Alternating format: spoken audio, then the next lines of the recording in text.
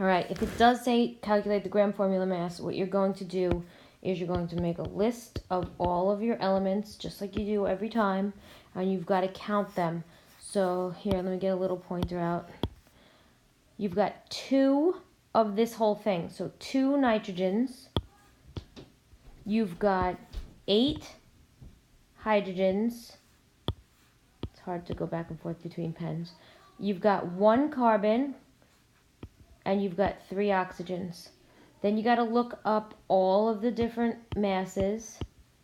You're getting those from your periodic table. So that's 14, that's 1, that's 12, and that's 16. Again, these are the atomic masses. So you get them from the top left.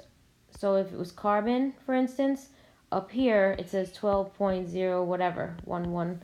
So that's the number. I just rounded it to the nearest whole number. All right, we're going to multiply those two.